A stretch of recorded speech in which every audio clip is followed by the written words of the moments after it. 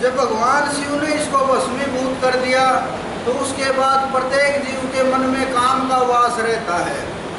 काम एक ऐसी शक्ति है जो प्रजनन भी करती है, सृष्टि को आगे बढ़ाने में मदद करती है, और ऐसा भी है कि ये काम एक विषय है और ये विषय वहाँ तक कहाँ तक बहुत निजी स्थिति तक गिरा देता है। बड़े बड़े संत महात्मा, बड़े बड़े साधक, बड़े बड़े योगी, इसने कोई भी इस काम ने बख्शा नहीं। क्यों? क्योंकि ये तो हर जगह कहीं भी जंगल में चले गए वहाँ भी साथ ही रहा, घर में रहे वहाँ भी साथ ही रहा, बाहर चले गए वहाँ भी साथ ही रहा। क्यों? क्योंकि इसका निवास कहीं बाहर नहीं है, इसका निवास तो मन का अंदर में है। जब तक मन का अंदर तक ये निकल कर नहीं जाओगा, ये विषय दूर नहीं होगा, जब तक हमारे विकार दूर नहीं होंगे तब तक यूँ हमें इसी तरह से परेशान करता रहेगा। लेकिन यही मन जब दास बन जाएगा तो काम हमारे अधीन हो जाएगा। बहुत से ऋषि मुनि ऐसे हुए जो अच्छी स्थिति में होते हुए भी काम के दास बन के रह गए। विश्वामित्र का नाम आपने सुना होगा। उन्होंने बड़ी घनघोर तपस्या करी, बहुत घनघोर तपस्या करी। जब उनकी तपस्या से सारा ब्रह्मांड डावाडोल होने लगा और यहाँ तक कि इंद्र का सिंहासन भी डोलने लगा। जब इंद्र का सिंहासन डोलने लगा तो उन्हें चिंता हुई किस बात की, इसकी कि कहीं जब किसी का राज छीना जा है, जब किसी को राज का ऊपर आफत हुआ है, जब किसी का राज का ऊपर हमला हुआ है, तो प्रत्येक जीव एक बात सोचने पर मजबूर हो जाता है। कौन सी? कि किसी भी तरह से, किसी शाम दाम दंड भेद किसी भी तरह से इस राज का निष्कासन किया जाए, इसका जो सिस्टम है वो सुचारू रूप से। क्यों? क्योंकि भोग एक ऐसी वस्तु है जिसको कोई भी इंसान छोड़ना नहीं चाहता, प्रत्येक इंसान भोग भोगना चाहता है। तो इंद्र भी एक पद है, उस पर जो बैठा है वो राजा है, वो भी अपना सिंहासन नहीं छोड़ना चाहता। प्रत्येक एक बात सोचता है जो राजा है, क्या? कि मैं इसी तरह से भोग भोगता रहूं, इसी तरह से रात चलता रहे, इसी तरह से ऐसो आराम हूँ। क्यों? क्योंकि प्रत्येक जीव, देवताओं के भी शरीर हैं, ये हमारे अंदर भिन्न भिन्न प्रकार के शरीर हैं। क्यों? क्योंकि जो आपको ये नजर आ रहे हैं ये सूक्ष्म शरीर हैं, इसके अंदर सूक्ष्म शरीर है, फिर कारण शरीर है, फिर महाकारण शरीर है, फिर ज्ञानदेही है, फिर विज्ञानदेही है। उसके बाद कहीं जाके आत्मा अलग छटती है। जब आत्मा अलग छटकी तो उसका जन्म मरण नहीं होता, लेकिन जब तक शरीर है तब तक जन्म मरण होते रहते हैं। तो राजा इंद्र भी प्रभावित हुए, उनका जब सिंहासन डोलने लगा।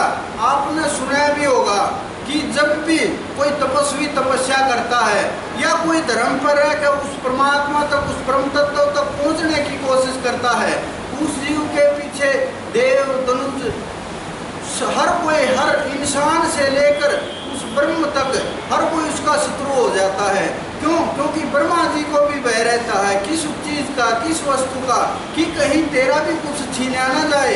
क्यों? क्योंकि सब कुछ बदलने वाला है। ब्रह्मा विष्णु महेश भी एक सृष्टि के देवता हैं। एक समय ऐसा हुआ है जब ये भी चले जाते हैं, लेकिन उस परम तत्व को जो सदा से है, था और होगा, न बदलता है न बदलेगा, और आज भी वही है उसी स्थिति में। तो सिंहासन डोलने लगा उसका। उन्होंने क्या किया? ऊपर से मेनका को भेजा।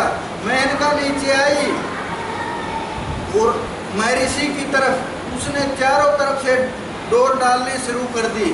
जब महर्षि ने देखा कि ये कौन अप्सरा आई है, कौन सुंदरी है, तो वो उसका भी मन डावाडोल होने लगा। जब मन डावाडोल होता है तो विषय विकार एकदम से उत्पन्न हो जाते हैं। क्यों? क्योंकि नारी का सिस्टम ही ऐसा है। ये पुरुष नारी के लिए शत्रु बन के पैदा करता है, तो नारी पुरुष के लिए एक दूसरे के शत्रु भी हैं और मित्र भी हैं। मित्र किस तरह से? मित्र इस तरह से, अगर हम धर्म पर के पथ पर आगे अग्रसर होते हैं तो हम एक दूसरे के मित्र हैं, और हम उसी से अधर्मपूर्वक भोग करते हैं या विलास करते हैं या विषयों में उतरते हैं, तो हम उसके शत्रु बन के खड़े हो जाते हैं। मित्र और शत्रु में कितना सा फर्क है, इतना सा फर्क है बस पतली सी डोर का। कौन सी? धर्म की डोर। अगर वो धर्म की डोर रहेगी तो मित्रता बनी रहेगी। अगर वो धर्म की डोर हिलगी तो फिर मित्रता प्रेम की जगह वासना लेकर खड़ा हो जाता है। ये वासना इंद्रियों में उतर कर खड़ी हो जाती है। जब वासना इंद्रियों में आएगी तो प्रभाव जाता रहेगा, तेज भी जाता रहेगा और वो परमात्मा की कृपा वर्षणी बंद हो जाएगी। तो इसी प्रकार से विश्वामित्र जी को मेनका ने उसका मन को हर लिया और मोहित हो गए उसी के साथ रहने लगे। बहुत दिन बीत गए तो उनको एक पुत्री भी हुई।